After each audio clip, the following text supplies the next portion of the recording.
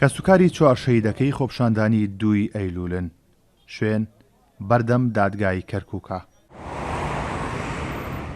هەرێکەیان بەدڵێکی پڕ لە خەمەوە هاتوون سکاڵەکانیان بگێنن و داوا بکەن خوێنی شەهیدەکانیان بە فیڕۆ نەچێت. هیوادارم ئەق باوکم نەفەوتیەوە و خێری بە فیڕۆ نەچێت. لە خۆڕایی باوک شەهید نەکرەوە؟ بارڵە لە خۆڕایشی. ئێستا داواکارین قانون سەروەر بێ، قانون بەمی شەو هەستێ. ئێمە ملمان لەموو باریترە لە قانون. ئەو کەسانی کە ئەو تاوانیان کردوە تا ئاسا کەسێک نەهاتووە تاقیبیان کە و بیانگرێ. قانونیش تەنانە هیچی بۆمان نەکردووە. هاتوین داوای مافی خۆمانەکەین، لاوە لە حکوومەتی بەغاکەین ئەوانەی ئەم کاریان کردووە بە سزای خۆیان بگەن. هیچ شتێکیان نەکردبوو. بەس لەبەرەوەی کوردن سەری کوردیشیان بەرز کردووە، بەڵام ئیشەڵڵا حەقمان نافەوتیە، وازیش نایەنین هەتا حەقی خۆمان وەرنەگری. ئەمانەی کە ئەم کارە قێزەونیان کردو هەمویان بە سزای خۆیان بگەن تا ئێستا کەسیان نەگیراون. هەتا ئێستا پێ ئەو من چی کردبوو بەخوا یەک چەقۆی لە جیرفانی نەبوو. سوو لێ ماڵ دەرچوو تێچم بۆ بازاڕ لەوێ تێکەڵ بەو مزەهەرەیە بوو لەوێ کوژتیان.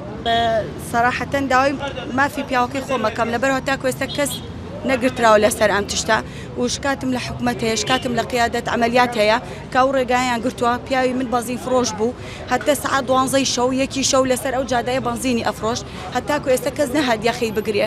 کەسێکی زۆر باش بوو. خاوەن 6 مناڵم، مناڵەکانم سەرگەردان بوون بەبێ باوکمانەوە. تیمێکی پارێزران کە پێکاتون لە 9 پارێزەر خۆبەخشانە کەیسی شەهیدانی 2 ئەیلوولیان لە ئەستۆ گرتووە. دەیانەوێت یاسا بکەنە ئەمرازی گەڕانەوەی مافەکانیان.